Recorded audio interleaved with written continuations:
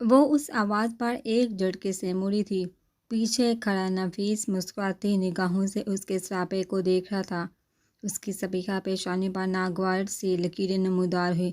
میں جانتی ہوں کہ ہر رنگ جچتا ہے مجھ پر، اس لیے آپ کی آگاہی کی کوئی ضرورت نہیں ہے، رکھائی سے کہہ کر اس نے چہرہ پھیرا، مگر اس نے تو جیسے شناسائی نہیں تھا۔ آگے بڑھ کر اس کی غلافی آنکھوں میں جھانکا، شہد رنگ آنکھیں ناگواری سے چمک اٹھی تھی۔ اتنا نہرا، اتنا غصہ صرف میرے لیے، اور جب دوسروں سے بات کرتی ہو تب تو منہ سے پھول جڑ رہے ہوتے ہیں، کیوں اتنا ظلم صرف مجھ پر کیوں؟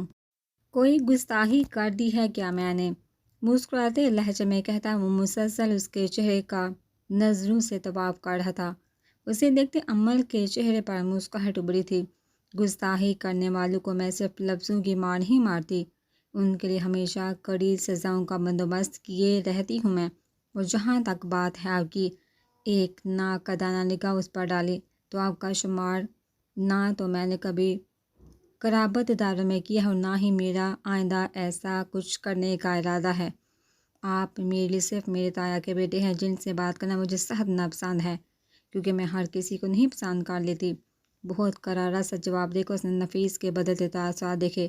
اس کے چہرے پر یک دم ہتک نمودار ہوئی تھی۔ بہت غرور ہے نہ خود پر تمہیں؟ جی ہے تو آپ کو کوئی مسئلہ ہے؟ رک کر ایک دم برہمی سے پوچھا تو نفیس نے دانت پیسے۔ ویسے تو بڑی تمیزدار ہو، لوگ تو کہتے ہیں عمل کو بات کرنی نہیں آتی کسی سے، کچھ پوچھو تو جواب دینا نہیں آتا، اور اگر جو انہوں نے تمہاری یہ چولہ بیانی سن لی تو ساری غلط فہمی دور ہو جائے گی ان کی۔ اس نے کندھے اچکائے۔ غلط فہمی کا شکار وہ ہیں تو رہیں۔ میں نے نہیں کہا تھا لوگوں کو کہ میرے بارے میں اندازے قائم کرے۔ میں جو ہوں جیسی ہوں، اگر انہیں یا کسی اور کو بھی ایک پل غصے دے کر آنکھیں گھمائی تھی، مجھ سے مسئلہ ہے تو نہ آیا کرے میرے گھر، نہ کیا کرے مجھ سے بات۔ میں تو کسی کے پیر نہیں پڑی، جا کے کیا یہ مجھ سے بات کرے؟ پتہ نہیں کہاں کہاں سے آ جاتے ہیں دماغ خراب کرنے۔ ساٹھ جھٹکا۔ آج بڑی غلط فہمی دور ہو گئی ہے میری ویسے۔ اسے چپتی ہوئی نظروں سے دیکھ کر بولا تو امل نے سیاہ لٹکان کے پیچھے اڑتی چاندی کی بالی ایک لمحے کو چمکی تھی۔ ہو گئی نا؟ آئندہ مجھ سے بات مت کیجیے گا، اگر آپ کو کوئی پرابلم ہے تو۔ وہ رہا دروازہ، ہاتھ لمبا کر کے اسے داخلی دروازے دکھایا۔ آپ جا سکتے ہیں۔ تنے تاثرات لیے وہ اس کے منہ پر دروازہ گویا بند کر کے بیٹھی تھی۔ کمر پر گرتے ریشمی سے بال لہرا گئے تھے۔ کھلے ٹراؤزر میں اس کا قد اور دراز لگ رہا تھا۔ چاندی کی بالیاں اس کی چال پر ہلکورے لے رہی تھی۔ اسی وقت ارجمند کچن سے نکلی تو اسے ناگواری سے دیکھا۔ امل جو پہلے ہی گھومے ہوئے دماغ کے ساتھ کچن کی جانب بڑھی تھی، نوٹس لیے بغیر آگے بڑھی۔ ارجمند نے کلرز کو اسے آواز دی تھی۔ امل، اس نے بعض چہرہ گھمایا تھا۔ کچھ اور عورتیں بھی دونوں کی جانب متوجہ ہو گئی تھی۔ دور سے شاید وہ نفیس کو اس کے ساتھ بات کرتا دیکھ چکی تھی، اور اسی بات پر انہیں بولتے سے غصہ چڑھا تھا۔ یہ کیا تم نے بال کھول رکھے ہیں اپنے؟ تمہیں تھوڑے دنوں پہلے سمجھایا نہیں تھا میں نے کہ یوں اس سہمت گما کرو؟ لوگوں کا ایمان خراب کرنے پر تولی ہوئی ہے یہ لڑکی۔ ایک پل کو سب کچھ رک سا گیا۔ لاؤنج میں براجمان سارے مہمان اب ان دونوں کی جانب اردو سے متوجہ تھے۔ داخلی دروازے سے اندر آتا ولی بھی ٹھہر سا گیا تھا۔ وہ اچھا والے انداز میں ان کی جانب مڑی تھی، پھر ہاتھ باندھ کر انہیں سرد نظروں سے دیکھا۔ امل غصے میں تھی، سخت غصے میں۔ پہلے بیٹا اور اب یہ اس کی ماں۔ کوئی پرابلم ہے آپ کو؟ کوئی مسئلہ ہے؟ اس کی آواز برف ہو رہی تھی۔ ارجمند اس کے انداز پر گڑبڑا سی گئی۔ میں تمہیں اچھی بات سمجھا رہی ہوں، تم الٹا مجھ سے بدتمیزی کر ہی ہو۔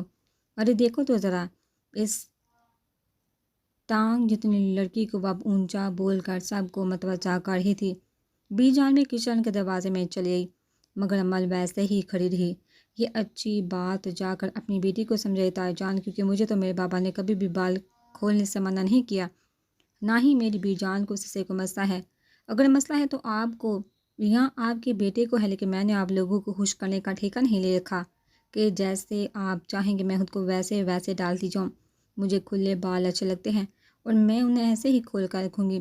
آپ کی بیٹی بال اس لیے نہیں کھولتی کیونکہ اس کے بال کھولنے لائق ہیں ہی نہیں، سو وہ رکی آنکھیں اب تک ویسے ہی سپاٹ تھی اور لہجہ سرد۔ ارجمند کی آنکھیں پوری کی پوری کھل گئی تھی۔ مجھے آندہ اس طرح مت کہے گا تائی جان، میں بہت عزت کرتی ہوں آپ کی، اور میں نہیں چاہتی کہ مجھ سے کوئی غصہ ہی سرزد ہو جائے، کیونکہ میری زبان کا ذائقہ تو اب تک آپ چکھ ہی چکی ہیں۔ آخر میں مسکرا کر پلٹی تو ولی ہلکا سا مسکرایا۔ ارجمند نے کھنگال کر جیسے آس پاس جمی بےزتی کو ختم کیا تھا۔ زمانی نے کچن میں داخل ہوتی عمل کو ہفگی سے دیکھا تو اس نے شانے اچکائے۔ وہ بالوں میں ہاتھ پھیرتا مسکراتا ہوا باہر کی جانا بڑا تھا۔ واقعی کیا دیکھا ذائقہ ہے آپ کی زبان کا بی لان کے دوسری طرف جاتے ہوئے وہ بڑبڑایا تھا۔ نگار بیگم و ہاشم بہت سے مہمانوں کو لے کر رسم کے لیے حویلی کے اندر داخل ہوئے تو بے احتیاط شور سا اٹھا۔ لڑکیاں داخلی دروازے پر جمے ہاتھوں میں گلاب کی پتیوں سے بڑی پلیٹیں اٹھائے ہوئے تھی۔ اس نے بھی ایک پلیٹ پکڑ رکھی تھی اور ساتھ ہی نازیہ بھی کھڑی تھی۔ رونے کے بعد جو میک اپ خراب ہو گیا تھا وہ پھر سے ٹھیک کر کے اب وہ پسمردگی سے پلیٹ اٹھائے ہوئے تھی۔ اس کے ساتھ کھڑی امل کا موڈ بھی کافی حد تک آف ہو چکا تھا۔ اگر جو شادی اس کے بھائیوں کی نہ ہوتی تو وہ کمرے میں سو رہی ہوتی۔ اس سے واقعی بیزاری سے مہمانوں کو دیکھتے ہوئے سوچ رہی تھی۔ گھر میں لڑکی والے داخل ہوئے تو ان پر پھول برسائے گئے۔ نگار بیگم بھی جان دروازے میں کھڑی ایک دوسرے سے گلے ملے تھے۔ مبارکباد و حال چال کے بعد سب کو سجے سجائے ٹی وی ہال میں بٹھایا گیا تھا۔ پھر کچھ دیر بعد نثار بختیار کو بھی جھولے پر بٹھا دیا گیا۔ سفید کرتوں میں ملبوس اس کے دونوں بھائی بھرپور انداز میں مسکرا رہے تھے۔ اس نے پلیٹ رکھ کر ہاتھ آپس میں رگڑے۔ ٹھنڈ بڑھ گئی تھی۔ نازیہ نے بھی اسی وقت ہاتھ رگڑے تھے۔ ٹھنڈ کتنی بڑھ گئی ہے ایک دم سے، نازیہ نے کہا تو اس نے اس بات میں سہ لایا۔ پھر گردن گھما کر ولی کو تلاشا۔ وہ نظر نہیں آیا تو نگاہیں مایوس سی پلٹ آئی۔ کچھ دیر بعد اس نے بھی آگے بڑھ کر دونوں بھائیوں کے سر سے پیسے وار کر رسم کی اور ایک پتے وار ملی ہلدی میں سے ذرا سی لے کر دونوں کے چہرے پر لگائی۔ بہتیار مسکرا رہا تھا، البتہ نثار جھنجھلایا تھا، مگر اس نے شرارت سے ذرا سی ہلدی لے کر اس کی ناک پر لگائی تو بہت سے کہکے بلند ہوئے۔ رسم ہوئی تو کھانا شروع کر دیا گیا۔ اب لوگ چھٹ کر ادھر ادھر تولیے میں بٹے کھانا کھا رہے تھے۔ اس نے بھی اپنے پلیٹ میں تھوڑے سے چاول، یہ بھوک بالکل نہ ہونے کی وجہ سے چمچ ادھر ادھر کرنے لگی۔ بار بار نظریں دروازے داخلے تک جا کر پلٹ آتی تھی، پتہ نہیں کہاں رہ گیا تھا وہ۔ جب دل بے چین ہونے لگا تو اٹھ کر دروازے کے پاس چلی گئی۔ پتھریلی روش پر ذرا آگے کو قدم بڑھائے اور لان کی جانب دیکھا تو وہ اس سے نظر آ ہی گیا۔ دور پچھی چارپائیوں پر وہ ڈیرے کے بہت سے ملازمین کے ساتھ بیٹھا تھا، کسی ملازم کی بات سنجیدگی سے سنتا۔ اس نے کبھی بھی خود کو اس گھر کا فرد بنانے کی کوشش نہیں کی تھی۔ اس وقت بھی ملازموں کے درمیان بیٹھے اس نے خود کو واقعی اس گھر کا ملازم سمجھا تھا، نہ اس سے زیادہ نہ اس سے کم۔ بلی نے بات سنتے سنتے ذرا سا رخ روش کی اس جانب کیا جیسے کسی کو دیکھتا پاک وہ اس طرف متوجہ ہوا تھا۔ امل بے احتیاط اطراف میں بنی جاڑیوں کی اور میں ہوگی۔ ابھی کچھ دیر پہلے کی بات اسے بالکل بھی نہیں بھولی تھی۔ بے دلی سے پلیٹ پکڑی وہ اندر آئی۔ کچن میں آ کر پلیٹ رکھی، پھر لاؤنج میں بیٹھی بی جان کی طرف آئی۔ بی جان میری طبیعت ٹھیک نہیں، میں کمرے میں جا رہی ہوں اپنے، کہہ کر وہ زینے چڑھتی اپنے کمرے میں آ گئی اور پھر دوپٹہ ایک جانب کو ڈال کر لیٹ گئی۔ دل بہت بوجھل ہو رہا تھا اور ولی احمد بے طرح یاد آ رہا تھا۔ لان میں بیٹھے ولی نے گردن ذرا اٹھا کر اس کے کمرے کی جلی لائٹ کو دیکھا، پھر گہرا سانس لیتا دوبارہ سے ملازمین کی طرف متوجہ ہوا۔